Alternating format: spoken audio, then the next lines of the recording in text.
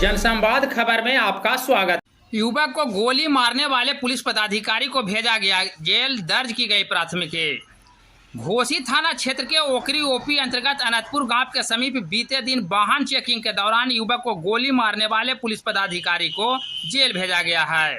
मामले की जानकारी देते हुए एसपी दीपक रंजन ने बताया कि जांच के बाद दोषी पाए गए पुलिस पदाधिकारी पर प्राथमिकी दर्ज करते हुए जेल भेजा गया है।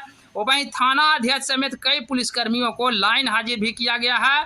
उन्होंने बताया कि मामले की जांच रिपोर्ट अनुमंडल पुलिस पदाधिकारी के द्वारा भेजा गया है, जिसके आधार पर यह कार्रवाई की गई है।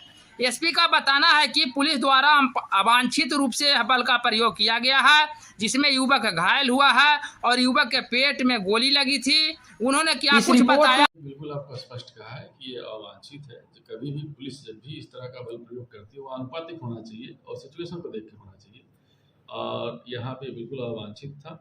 और जो ये पदाधिकारी इनके बारे में मैंने और भी पता कराया तो पता चला कि पहले भी इस तरीके से कुछ संदिग्ध अपना फायरिंग किए हैं, जो कि उसका लिंक तो इस्टेब्लिश नहीं हो पाया, लेकिन सुनने में ये बातें आई।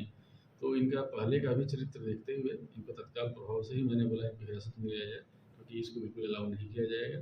ये सभी इंश्योर करने के लिए कहा गया है कि जो भी इसमें जिनकी भी चाहे अनुशासनिक नियंत्रण नहीं रहा हो एसएचओ का या फिर पदाधिकारी का अपना जो है स्वेच्छाचारिता रही हो, लेकिन इसको नज़रअंदाज नहीं किया सकता और कड़ी कार्रवाई इसमें की गई है। आर्म्स एक्ट के अंतर्गत इसमें प्राथमिकी दर्ज की गई है और उसी प्राथमिकी के आधार पर ही कार्रवाई की गई। सर एसआई को गिरफ्तार किया गया है, बाकी लोगों को लाइन हाजिर किया गया। कितने लोग हैं?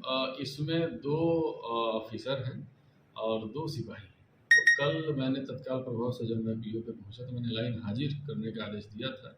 आज जब ये विस्तृत जांच प्रतिवेदन हमारे अनुमंडल पुलिस पदाधिकारी ने समर्पित किया है, उस आधार पर मैंने उनको निलंबित भी किया हुआ है। आज वो निलंबित कर